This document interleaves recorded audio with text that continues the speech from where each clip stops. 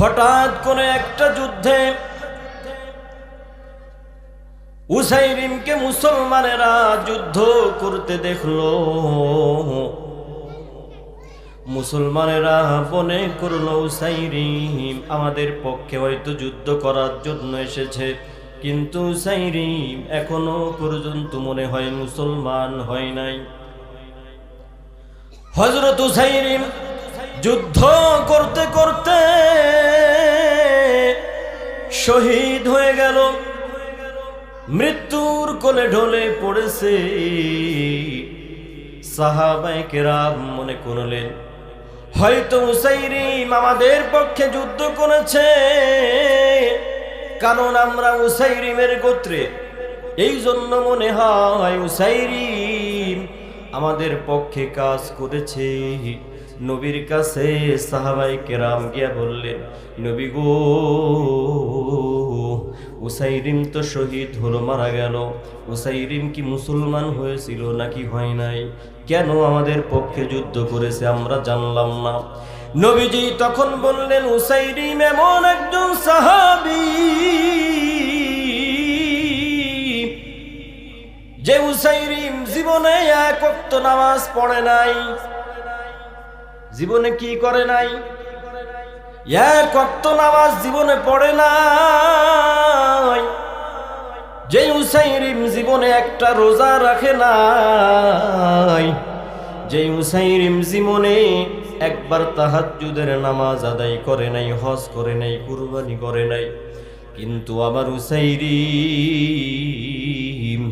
এমন একটা কাজ করেছে যেই কাজে পুঁজি খাটিয়েছে অল্প, কিন্তু অনেক অনেক বেশি লাভ উসাইরিম করেছে। জোরে জোরে বলেন সুবহানাল্লাহ। পুঁজি কম লাভ বেশি।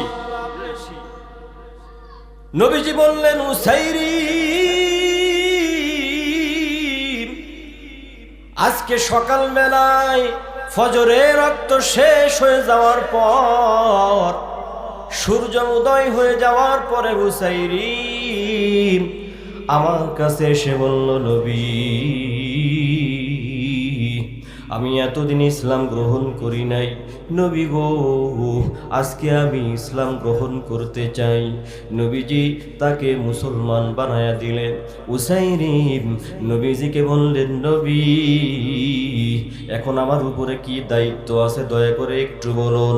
নবীজি বললেন, উসাইরিম ফজরের ওয়াক্ত চলে গিয়েছে, যোহরের ওয়াক্ত এখনো আমার সামনে আসে নাই, আমরা এখন যুদ্ধে যাইতেছি,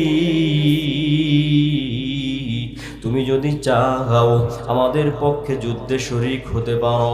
হযরত উসাইরিম ঈমান আনার পরে মুসলমানদের সঙ্গে যুদ্ধ করার জন্য যুদ্ধের ময়দানে হাজির হয়ে গেছে। উসাইরিম যুদ্ধ করতে করতে শহীদ হয়ে গেল। নবীজি বললেন, আমার উসাইরিম জীবনে তার কোনো নেক আমল নাই, শুধুমাত্র ঈমান আনার পরে একটাই কাজ সে করেছে, তার জীবনটা সে আল্লাহর পক্ষে বিলিয়ে দিয়েছে। এর মর্যাদা কত জানো? আমার উসাইরিমকে আল্লাহ জান্নাতুল ফিরদাউস দান করে দিয়েছে। সবাই আওয়াজ দিয়ে বলেন তো, উসাইরিমের আমল মাত্র একটা। জোরে বলেন কয়টা? সে শুধুমাত্র আল্লাহর পক্ষে, আল্লাহর পথে দিন জীবন বিলিয়ে দিয়েছে। এইটা ছাড়া উসাইরিমের আর কোনো আমল নাই। এই জন্য মুসলমানেরা ইসলামের জন্য, আল্লাহর মহব্বতে, নবীর মহব্বতে, ইসলামের মহব্বতে যদি আমি আর আপনি গর্জে উঠতে পারি, আমি আর আপনি যদি দিনকে মহব্বত করে আমাদের আওয়াজকে বাড়াইয়া দিতে পারি, তাহলে হতে পারে এই একটা আমলের বিনিময় আমার আল্লাহ আমাদেরকে জান্নাত দিতে পারে নাকি পারে না? সবাই একটু জোরে আওয়াজ দিয়ে বলেন, পারে কি পারে না? এই জন্য আমার ভাইরা, ভালো মানুষ যারা তাদের সঙ্গে আমাদেরকে মহব্বত রাখা লাগবে, লাগবে কি লাগবে না? আরো জোরে বলেন। এই পৃথিবীতে শ্রেষ্ঠ মানুষ কারা? নবীজি হাদিসের মধ্যে জানায়া দেন, খায়রুকুম মান তাআল্লামাল কুরআনা ওয়া আল্লামা। আমার নবীজি জানান, তোমাদের মধ্যে শ্রেষ্ঠ হলো ওই ব্যক্তি যে কোরআন মাজিদ নিজে শিখে এবং অপরকে শিক্ষা দেয়। জোরে বলেন সুবহানাল্লাহ। কোরআন কারা কারা পড়তে পারেন একটু হাত তুলে আল্লাহকে দেখান। নারায়ে তাকবীর। আল কোরআনের আলো। ভাইরা আমার, এই জন্যই কোরআন আমাদেরকে শিখতে হবে, কারণ এই কোরআন, জোরে বলেন, কার কালাম? এই কোরআনের কত দাম! নবীজিকে বলা হলো, নবী আপনি দামি নাকি হযরত আদম দামি? নবীজি বললেন আমি দামি। নবীজিকে জিজ্ঞাসা করা হলো, নবী আপনি বেশি দামি নাকি মুসা নবী বেশি দামি? নবীজি বললেন আমি বেশি দামি। নবীকে বলা হলো, নবী আপনি বেশি দামি নাকি ঈসা নবী বেশি দামি? নবীজি বললেন আমি বেশি দামি। নবীকে সর্বশেষ জিজ্ঞাসা করা হলো, নবী গো আপনি বেশি দামি নাকি আল্লাহর কোরআন বেশি দামি? নবীজি বললেন আমার থেকেও আল্লাহর কোরআনের দাম অনেক বেশি। এই জন্যই কোরআন যাদের সিনায় আছে তাদের সঙ্গে মর্যাদা দেওয়ার দরকার আছে না নাই? এ ভাইরা, মাদ্রাসার তালিবুল ইলম এই ছাত্ররা যখন রাস্তা দিয়া যায় তখন ফেরেশতারা তাদের পায়ের তলে তাদের নূরের পাখা বিছায়া দেয়। জোরে জোরে বলেন সুবহানাল্লাহ। আমার নবীজি বলেছেন, ইযা মাতাল ইনসান ইনকাতা আনহু আমালুহু ইল্লা মিন সালাসা। নবীজি বলেন, মানুষ যখন মারা যায় তখন তার সবল আমলগুলো তার থেকে বিচ্ছিন্ন হয়ে যায়। মানুষ মারা গেলে আর নামাজ পড়তে পারে না। আপনি আজকে ফজরের নামাজ আদায় করার পর মারা গেলেন, কবরে যাওয়ার পরে ফজরের নামাজের সওয়াব আর পাবেন না। এই সওয়াবটা আল্লাহ তখন যা দেওয়ার দিয়ে দিয়েছেন। আজকে সকাল বেলায় আপনি কাউকে খাসি খাওয়াইলেন, খাওয়ানোর সময় যে সওয়াবটা আপনি পেয়েছেন, কবরে যাওয়ার পরে 2 ঘন্টা পরে ওই সওয়াব আপনি আর পাবেন না। মাহফিলে 10টা টাকা দিয়েছেন, মাহফিল শেষ, এই সওয়াব আপনার জারি থাকবে না। নবীজি বলেন, তবে 3টি আমল এমন আছে যে আমলগুলা যদি আপনি করিয়ে যাইতে পারেন আর আপনার আমল করা লাগবে না, আপনি কবরে শুইয়া শুইয়া কিয়ামত পর্যন্ত সওয়াব আল্লাহ আপনার দিতে থাকবে। জোরে জোরে বলেন সুবহানাল্লাহ। এমন আমল কয়টি? জোরে বলেন। এই 3টি আমল যদি আপনি করিয়া যাইতে পারেন তাহলে আপনি অটো সওয়াব পাইতে থাকবেন। সুবহানাল্লাহ বলেন। 1 নম্বর হলো ইল্লা মিন সাদাকাতিন জারিয়া। 1 নম্বর হলো সদকায়ে জারিয়া। এই সদকায়ে জারিয়া যদি আপনি করিয়া যান কবরে বসে বসে সওয়াব পাইবেন। সদকায়ে জারিয়া কি? সদকায়ে জারিয়া হলো যেমন আপনি একটা ব্রিজ বানায়া দিলেন, এই ব্রিজটা যতদিন মানুষগুলা পারাপার হইতে থাকবে আপনি সওয়াব পাইতে থাকবেন কবরে বসে। একটা 4 সাঁকো আপনি বানায়া দিলেন, সওয়াব পাইতেই থাকবেন। একটা মাদ্রাসা আপনি বানায়া দিলেন, যতদিন মাদ্রাসা আছে ততদিন আপনি সওয়াব পাইতে থাকবেন। একটা গোরস্থানে আপনি জায়গা দিলেন, মাদ্রাসায় জায়গা দিয়েছেন, মসজিদে জায়গা দিয়েছেন, যতদিন জায়গা আছে আপনি সওয়াব পাইতে থাকবেন। অথবা রাস্তার পাশে আপনি একটা টিউবওয়েল বানায়া দিলেন, এই টিউবওয়েলের পানি যতদিন মানুষ পান করতে থাকবে আপনি সওয়াব পাইতেই থাকবেন। অথবা আপনি একটা ফলের গাছ লাগায়া দিয়েছেন, এই ফল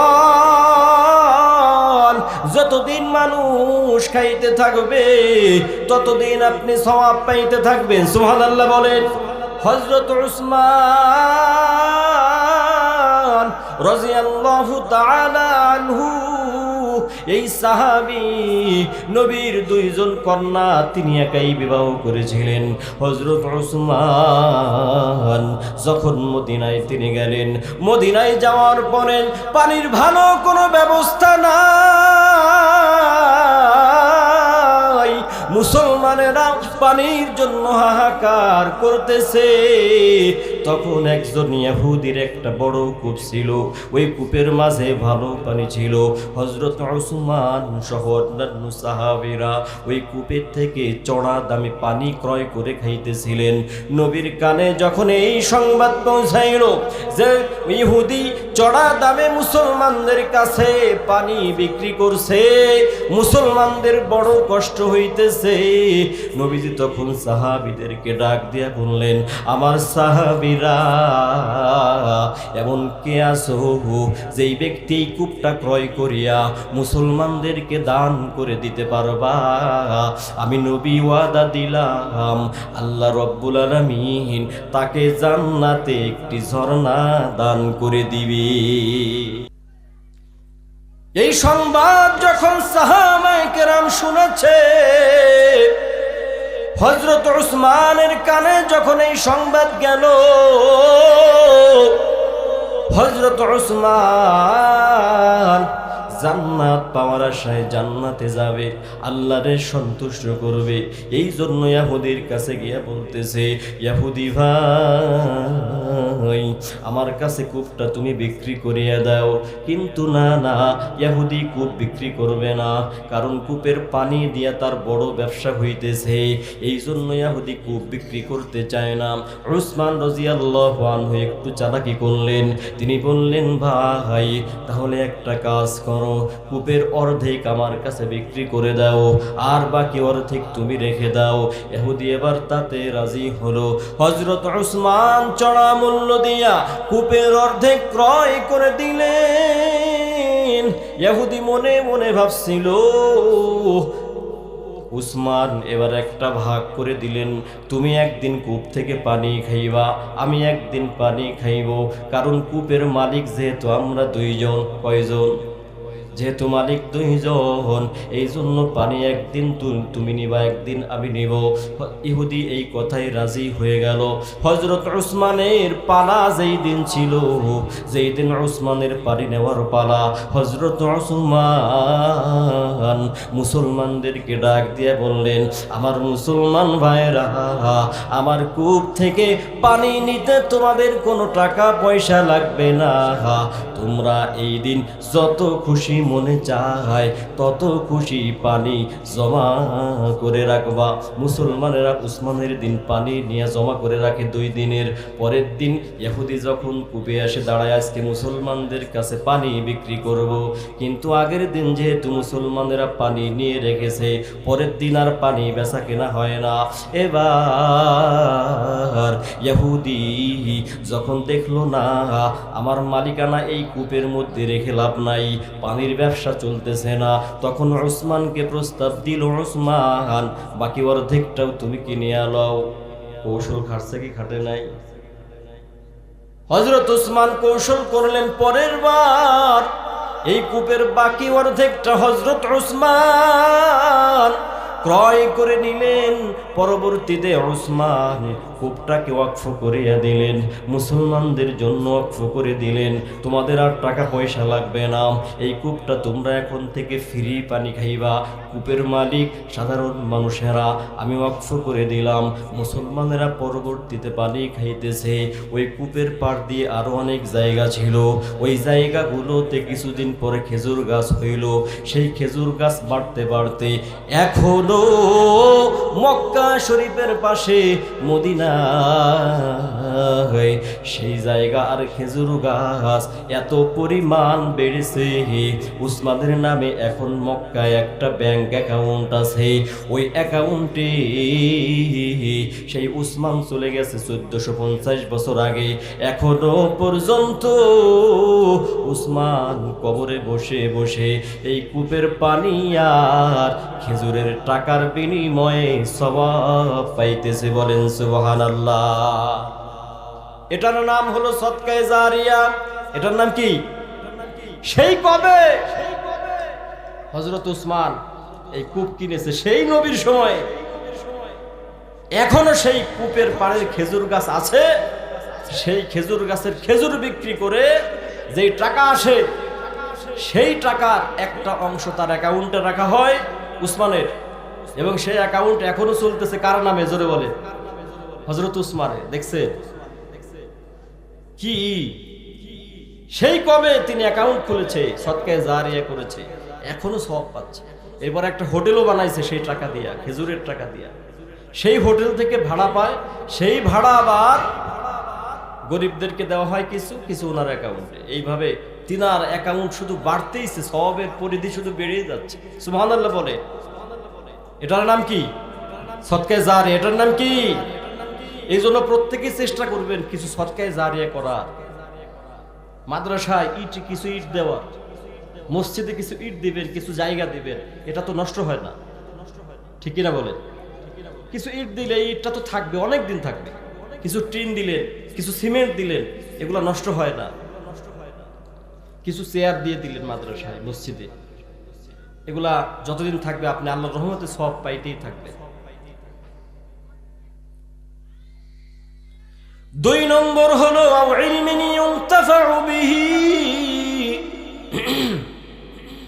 2 নম্বরে নবীজি বলেন এমন জ্ঞান, যেই জ্ঞান তুমি মানুষের মাঝে বিলি করেছো, এই জ্ঞানগুলোর মাধ্যমে অন্যান্য মানুষগুলা উপকার পাইতেছে। উপকারী জ্ঞান, কোন চুরির বিদ্যা না। এক চোর আর এক চোরকে শিখায়, ওই চুরির মাধ্যমে আপনি কোনো সওয়াব পাবেন না। উপকারী জ্ঞান হইতে হবে। যেমন আপনি কাউকে একটা সূরা শিখালেন, এই সূরা সেই বাচ্চাটা আবার আরেকজনকে শিখাইলো, সে আবার আরেকজনকে শিখাইলো। এইভাবে কিয়ামত পর্যন্ত যদি একজন আরেকজনকে শিখায়, তাহলে আপনি কবরে বসে বসে কিয়ামত পর্যন্ত সওয়াব পাইতে থাকবে। উপকারী জ্ঞান হওয়া লাগবে। একজন উস্তাদ যখন তালিবুল ইলমকে কোরআন শিখায়, সেই ছাত্র আবার আরেকজনকে শিখাইবে, এইভাবে সওয়াব পাইতে থাকবে। এটা হলো 2 নম্বর। 3 নম্বর হলো গুরুত্বপূর্ণ কথা। আমার নবীজি বলেন ওয়ালাদুন সালিহুন ইয়াদউলা। 3 নম্বর হলো মৃত ব্যক্তি যদি এমন কোন নেককার সন্তান রেখে যায়, যে নেককার সন্তান তার জন্য হাত তুলে আল্লাহর কাছে দোয়া করে, যতদিন এই সন্তান দোয়া করবে, কবরে বসে বসে আল্লাহ আপনারে সওয়াব দিতেই থাকবে। বলেন সুবহানাল্লাহ। তাহলে নেককার সন্তান পৃথিবীতে রাখার দরকার আছে না নাই? এই ভাইয়েরা, নেককার সন্তান আপনি যদি দিন না শিখান, মাদ্রাসায় না পড়ান, তাহলে নেককার সন্তান কেমন করে হবে? নেককার সন্তান যদি বানাইতে হয়, বলবেন হুজুর আমার ছেলেটাকে আমি বড় ডাক্তার বানাইতে চাই, আমার ছেলেটাকে আমি বড় ইঞ্জিনিয়ার বানাইতে চাই। ভাইরা আমার, এইটা নিষেধ না, তবে আপনার সন্তানকে এমন দিন আপনি শিক্ষা দিন যাতে করে জীবনভর সে তার নামাজটা শুদ্ধ করে পড়তে পারে, নামাজের কিরাতগুলো যেন শুদ্ধ হয়। আর এই শিক্ষাটা মাদ্রাসায় গেলে পাওয়া যাইতে পারে। এই জন্য আমার ভাইয়েরা, যাদের ছোট ছোট বাচ্চা আছে আজকের থেকে নিয়ত করেন আপনার বাচ্চাটাকে কোরআন শরীফ শিখাবেন। রাজি আছি না না? রাজি আছি না নাই? আপনি মারা গেলে আপনার জানাজার নামাজ যদি আপনার সন্তান পড়াইতে পারে তাহলে এটা আপনার জন্য বড় সৌভাগ্য, ঠিক কিনা বলেন? আপনি কবরে চলে গিয়েছেন, আপনার সন্তান আপনার জন্য দোয়া করতেছে, এইটা আপনার জন্য বড় সৌভাগ্যের। আপনার সন্তান আপনার ইমামতি করবে, এটা বড় সৌভাগ্যের। এই সন্তান নামাজে কিরাতগুলো শুদ্ধ করে পড়বে, এটা আপনার জন্য সৌভাগ্যের। কিন্তু সন্তানকে কোরআন শিখায় না, এমনও বাপ আছে এই বাংলার জমিনে যাদের সন্তানেরা নামাজ কোন দিকে ফিরে পড়তে হয় এটাই জানে না। আছে না নাই? আছে না নাই? এমনও মুসল্লি দেখেছি নামাজ কোন দিকে ফিরে পড়তে হয় এটাই জানে না। এরপরে প্রত্যেক রাকাতে কয়টা সিজদা তাও জানে না। প্রত্যেক রাকাতে সিজদা কয়টা কয়টা সে জানেই না। বিয়ে করতে আসছে জামাই, সিজদা যে দিছে বউতে তো দিচ্ছে, আর জামাই পাশ থেকে দেখতেছে কয়টা দিব। পরে বউরে দেখে দেখে অনুসরণ করতেছে যে ও ওই তো দুইটা দিছে, আমিও দুইটা দিই, এইভাবে সিজদা দিচ্ছে। এই লোকের পেট থেকে কি সন্তান আসবে বলেন, যে নামাজ জানেই না, বিয়ে করতে আসছে নামাজই জানে না। একবার এক লোকরে বললাম, ভাই সূরা কাউসারটা শোনাও। সূরা কাউসার কোরআন শরীফে আছে না নাই? তখন সে বলতেছে ইন্না তাইনা কালা কাউসার। কি বলতেছে? কালা কাউসার। সে মনে করেছে এলাকার যে কালা কাউসার আছে মনে হয় এইটা তারই কথা হবে। নাউজুবিল্লাহ বলে। এইখানে কি আল্লাহ কালা কাউসারের কথা বলেছে নাকি বলেছে কাল কাউসার? কিসের কথা বলেছে? কাল কাউসার কিসের কথা? ভাইরা আমার, এই জন্য সন্তানকে কোরআন শিক্ষা দেওয়া লাগবে। যারা মাদ্রাসার তালিবুল ইলম উলামায়ে কেরাম তাদের সঙ্গে মোহাব্বত রাখার দরকার আছে না নাই? নবীজি বলেছেন মান তাশাব্বাহা বিকওমিন ফাহুয়া মিনহুম, যার সাথে যার মোহাব্বত তার সাথে তার কিয়ামত। যদি আপনার মোহাব্বত খারাপ মানুষের সঙ্গে হয়, কিয়ামতের মাঠে আপনার সম্পর্ক, আপনার হাসর নাসর হবে খারাপ মানুষের সঙ্গে। যদি আপনার সম্পর্ক ভালো মানুষের সাথে হয়, কিয়ামতের মাঠে আপনি উঠবেন ভালো মানুষের সাথে। জোরে জোরে বলেন সুবহানাল্লাহ। মক্কার একজন প্রসিদ্ধ ব্যক্তি ছিল যার নাম হলো উকবা ইবনে আবি মুআইদ। এই উকবা ইবনে আবি মুআইদ টাটকা কাফেরদের একজন ছিল, কিন্তু এই উকবার একটা স্বভাব ছিল, সে যখন সফর থেকে বাড়ি ফিরে আসতো,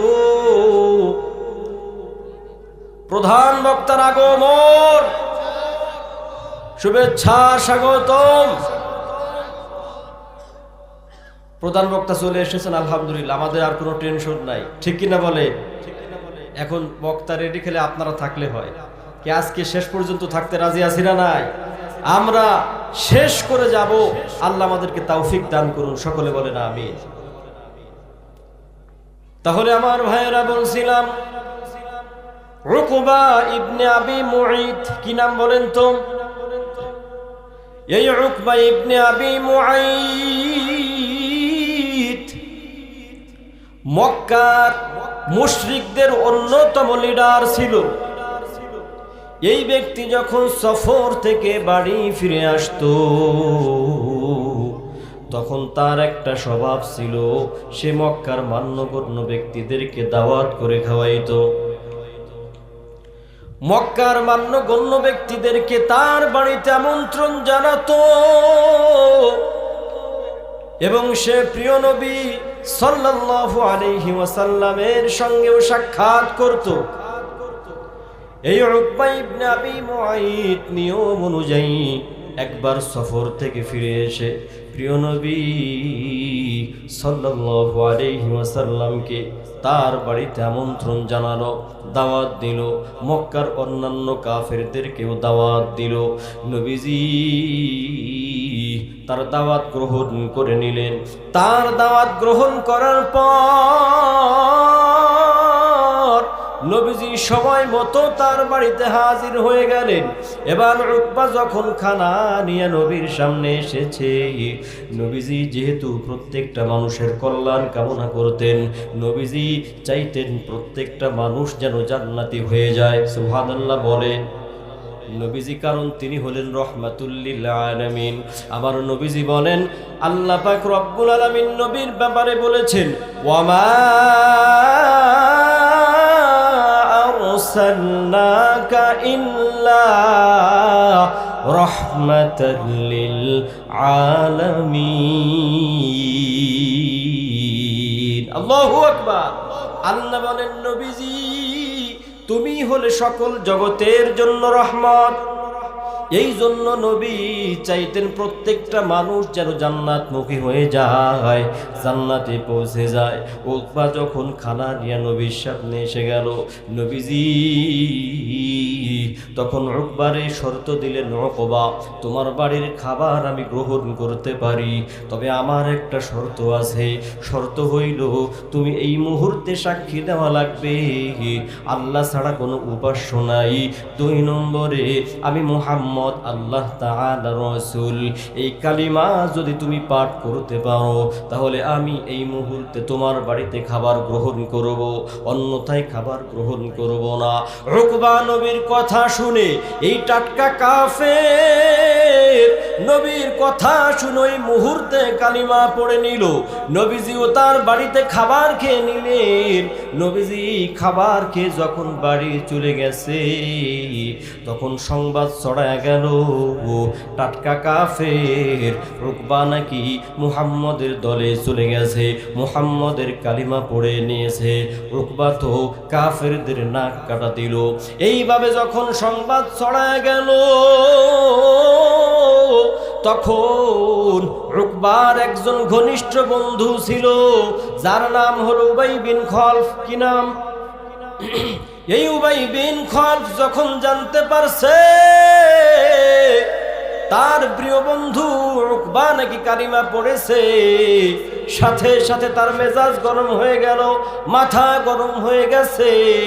সাথে সাথে উকবার কাছে সে বলতেছে, কে রে উকবা, আমরা কিছুই জানলাম না, আমরা কিছুই বুঝলাম না, আলোচনা নাই, তুমি নাকি মুসলমান হয়ে গেছো, তুমি নাকি মুহাম্মদের দলে চলে গেছো, এই কথাটা সত্য নাকি? তখন উকবা জবাব দেয়, না রে দোস্ত না,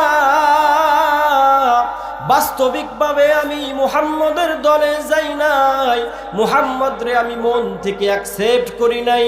কারণ মুহাম্মদ আমার বাড়িতে এসেছিল, মুহাম্মদ আমারে বলল আমি নাকি কালিমা না পড়লে সে খাবার খাইবে না, আমার বাড়ি থেকে মুহাম্মদ না খেয়ে চলে যাবে। এইটা আমার জন্য বড় আফসোসের বিষয়, এইটা আমার জন্য বড় অসম্মানজনক। মানুষ বলবে মুহাম্মদ অমুকের বাড়িতে গেছে কিন্তু খাবার খাই নাই, এই জন্য মুহাম্মদ রে খুশি করার জন্য আমি তার সামনে কালিমা পড়েছিলাম, কিন্তু বাস্তবিকভাবে মুহাম্মদ রে আমি মানি না, মুহাম্মদের আল্লাহ রেও আমি মানি না। জোরে বলেন নাউযুবিল্লাহ। সে বলতেছে যে আমি যে মুহাম্মদের নামে কালিমা পড়েছি, লা ইলাহা ইল্লাল্লাহ মুহাম্মাদুর রাসূলুল্লাহ পড়েছি, এটা আমি আসলে দিল থেকে পড়ি নাই। মুহাম্মদ আমার বাড়ির থেকে খাবার না খেয়ে চলে যাবে, এইটা আমার কাছে অসম্মানজনক যে আমার বাড়ির থেকে খাবার না খেয়ে একজন মেহমান চলে গেছে, শুধু মুহাম্মদ রে খুশি করছে, আসলে ওরে আমি মানি না। নাউজুবিল্লাহ বলে। এটা কি উকবার ভালো সিদ্ধান্ত না খারাপ সিদ্ধান্ত? এবার তার বন্ধু উবাই বিন খালদ বলল, না, তোমার শুধুমাত্র কথা আমি মানি না,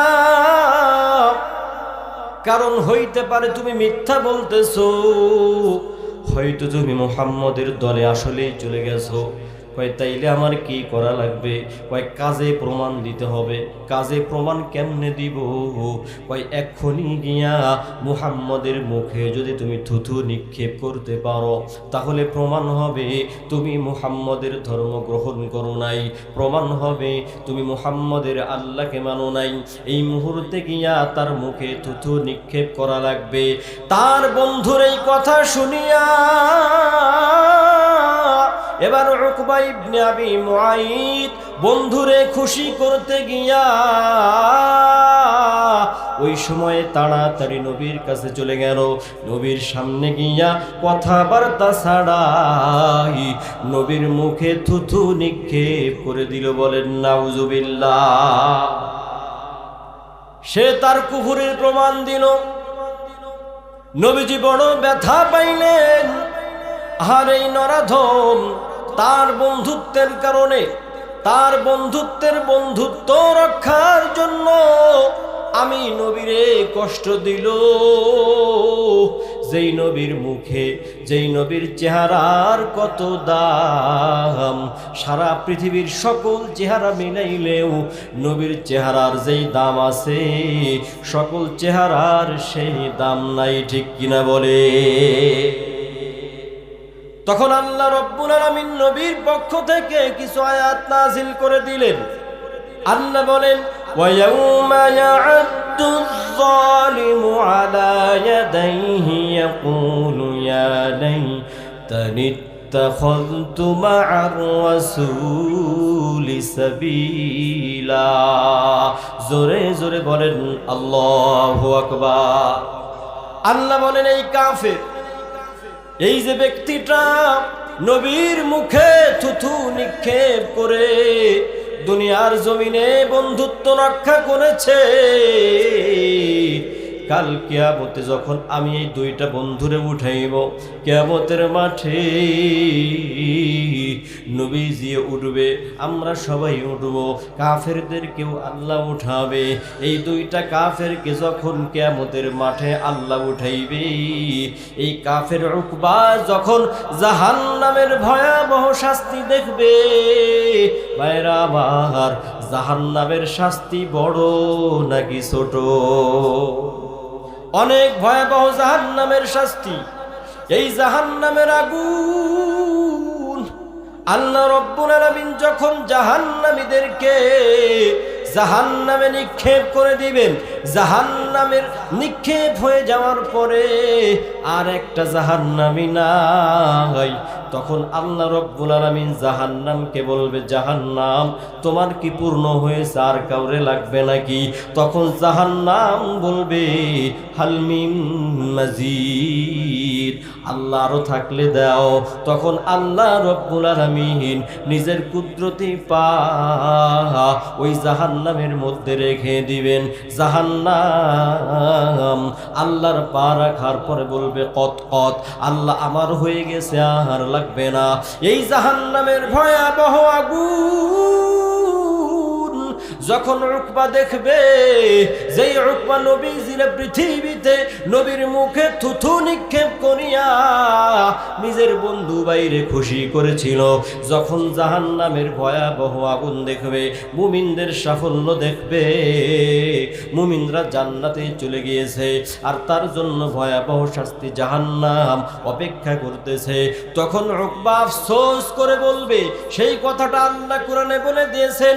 এই উকবা তখন আফসোস করে বলবে, ইয়াকুলু ইয়া লাইতানি ইত্তাখাযতু মা'আর রাসূলি সাবিলা, হায় আফসোস, আমি দুনিয়ার জমিনে যদি আমি রাসূলের পথে চলতাম, যদি আমি মুহাম্মদের পথে চলতাম, যদি আমি মুহাম্মদরে বন্ধু বানাইতাম, আমার দুর্ভাগ্য আমি কেন ওই উবাই শয়তানরে বন্ধু বানাইছিলাম, তারে যদি আমি বন্ধু না বানাইতাম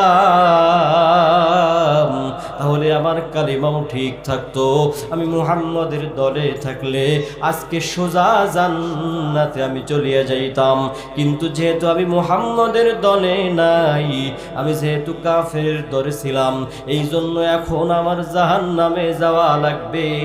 আল্লাহ রাব্বুল আলামিন এই আয়াতগুলো নাজিল করে বুঝাইলেন, আমার বান্দারা যার তার সঙ্গে বন্ধুত্ব করা যাবে না, যার তার সঙ্গে মহব্বত করা যাবে না। মহব্বত করতে হবে যারা আল্লাহকে ভালোবাসে, নবীকে ভালোবাসে, যারা নামাজ পড়ে, রোজা রাখে, এমন ব্যক্তিদের সঙ্গে আমরা মহব্বত করব। জোরে বলেন ঠিক কিনা? রাজি আছি না নাই? একজন বেনামাজি, তার সঙ্গে আপনি মিশবেন না। নবীজি বলেন, লা তুসাহিব ইল্লা মুমিনা। নবীজি বলেন, তুমি কোন কাফেররে বন্ধু বানাইও না, বেনামাজিরে বন্ধু বানাবেন না। যেই ব্যক্তি আপনারে টিভি দেখার জন্য আমন্ত্রণ জানায় চায়ের দোকানে, এই যে নামাজের পরে দেখবেন কিছু মানুষ নামাজ শেষ হইলে মাথায় টুপি নিয়া চায়ের দোকানে গিয়া বইসা টিভির মধ্যে যেই সিরিয়ালগুলা হইতে থাকে, যেই ছবিগুলা হইতে থাকে, এই ছবি দেখার মুরব্বী আমাদের সমাজে আছে না না? আছে না নাই? নামাজ শেষ করে যাই চায়ের দোকানে বসে টিভির দিকে করে তাকায় থাকে, আছে না নাই? এতে কি সওয়াব হয় না গুনাহ হয়? এক পা কবরে চলে গেছে, তারপরেও তার টিভির নেশা যাইতেছে না। আহারে, কবরে গিয়া আপনি কি জবাব দিবেন? এক মুরব্বীর আমি দেখেছিলাম লাঠি দিয়া ভর দিয়া হাঁটতেছে, কিন্তু সে করে সুদের ব্যবসা। কিসের ব্যবসা? সুদের। অথচ তার এক পা কবরে চইলা গেছে। আমি তারে বললাম, মুরব্বী, আপনার এক পা কবরে চইলা গেছে, এখনো আপনি যদি সুদের কাজ না ছাড়েন তাহলে আপনি আল্লাহর কাছে কি জবাব দিবেন? সুদ ভয়াবহ গুনাহ। মুরব্বী আমারে বলে, ছেড়ে দিব, কিন্তু ছাড়ার আর সুযোগ হয় না। সুদ খাওয়া অবস্থায় আল্লাহ তারে কবরে নিয়ে গেছে। জোরে জোরে বলেন নাউযুবিল্লাহ। এই জন্য আমার ভাইয়েরা, মুরব্বী বাবারা, এখনো সময় আছে, ভালো পথে ফিরে আসেন। যে আপনার টিভির দিকে দাওয়াত দেয় তার সঙ্গে মিশবেন না। যুবক ভাই যারা আছো, তোমাদেরকে যারা মেয়েদেরকে টিজিং করার জন্য আমন্ত্রণ জানায়, ওই বন্ধুর সঙ্গে মিশা যাবে না। যেই বন্ধু তোমারে বিড়ি খাওয়ার জন্য আমন্ত্রণ জানায়, গাঁজা খাওয়ার জন্য আমন্ত্রণ জানায়, মদ খাওয়ার জন্য আমন্ত্রণ জানায়, ওই বন্ধুর সঙ্গে মিশা যাবে না। আল্লাহ পাক রব্বুল আলামিন বলেন, তাআওয়ানু আলাল বিররি ওয়াত তাকওয়া ওয়ালা তাআওয়ানু আলাল ইসমি ওয়াল উদওয়ান। আল্লাহ বলেন, ভালো কাজে একে অপরকে সাহায্য করো, খারাপ কাজে একে অপরকে সাহায্য করো না। যাত্রার প্যান্ডেলে টাকা দেওয়া যাবে? জোরে বলে। কারণ যাত্রার প্যান্ডেলে আপনি যদি টাকা দেন, খারাপ কাজে আপনি সাহায্য করলেন, এই জন্য যাত্রায় যাওয়াও যাবে না। যাত্রায় যেই বন্ধু আপনারে যাইতে বলে, ওই প্যান্ডেলে যাওয়া যাবে না। যেই মেলায় আপনারে নামাজ থেকে বিচ্যুত করে দেয়, যেই খেলাধুলা আপনাকে নামাজ থেকে বিচ্যুত করে দেয়, ওই মেলা, ওই খেলাধুলা করা যাবে না। নবীজি বলেন, লা তুসাহিব ইল্লা মুমিনা। মুমিন ছাড়া কাফেররে বন্ধু বানায়ও না। অনেক মুসলমান আছে যাদের সম্পর্ক আল্লাহর সবচাইতে বড় শত্রু। মুশরিকদের সঙ্গে, হিন্দুদের সঙ্গে সম্পর্ক আছে। তারা কি করে? রমজান মাসে যখন রোজা রাখা হয়, এই রোজা রাখার পরে ইফতারি হয়। ইফতারি একটা পবিত্র জিনিস। ওই ইফতারির মাঝে এই মুশরিককে সে নিয়ে আসে, আসে না নাই? জিজ্ঞাসা করি ভাই এই জায়গা তুমি কেন এই মুশরিকরে নিয়ে এসেছো? বলতেছে সে আমার কলিগ, আমার বন্ধু, এই জন্য তারে এইখানে নিয়ে এসেছি। আরে ভাই, কারে তুমি বন্ধু বানাইলা যে নাকি আল্লাহর সব চাইতে বড় শত্রু? আল্লাহর সবচেয়ে বড় শত্রু এই পৃথিবীতে যারা কাফের ও মুশরিক, যারা কাফের ও মুশরিক তারা আল্লাহর কি সবচেয়ে বড় শত্রু। আল্লাহ সূরা বাইয়িনার মধ্যে বলেন, ইন্নাল্লাযীনা কাফারু মিন আহলিল কিতাবি ওয়াল মুশরিকিনা ফী নারি জাহান্নামা খালিদিনা ফীহা উলাইকা হুম শাররুল বারিয়া। আল্লাহ রাব্বুল আলামিন জানায়া দেন, এই পৃথিবীতে যারা আমি আল্লাহকে স্বীকার করে না, আমি আল্লাহকে মেনে নেয় না, তারাই হলো পৃথিবীর সবচাইতে নিকৃষ্ট জাতি। আর মুশরিকরা আল্লাহকে মেনে নেয় না, আল্লাহর একত্ববাদ স্বীকার করে না। তারা চায় লক্ষ্মীর কাছে, তারা চায় শনির কাছে, তারা চায় কৃষ্ণর কাছে, তারা চায় দুর্গার কাছে, অথচ এরা কেউ কোনো কিছু দিতে পারে না। জোরে জোরে বলেন তো দেওয়ার মালিক, জোরে বলেন কে? আর একটু জোরে বলেন কে? হাত উঁচা করে বলেন কে? আল্লাহ রাব্বুল আলামিন বলেন, ওয়া মা বিকুম মিন নি'মাতিন ফামিনাল্লাহ।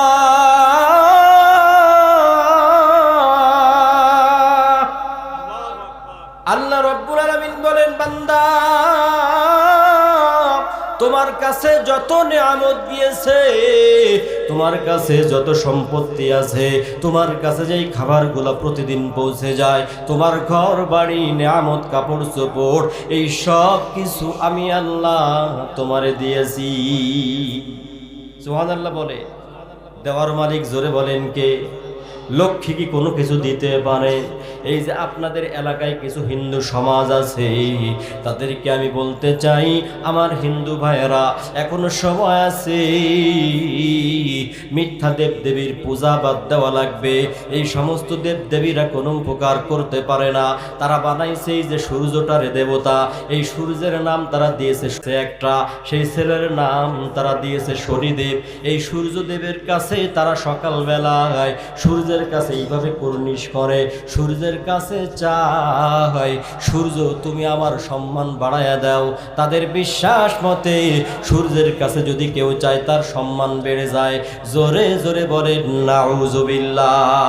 সম্মান দেওয়ার মালিক জোরে বলেন কে? আর জোরে বলেন কে? আল্লাহ রাব্বুল আলামিন বলেন, সম্মান কেউ কাউকে দিতে পারে না।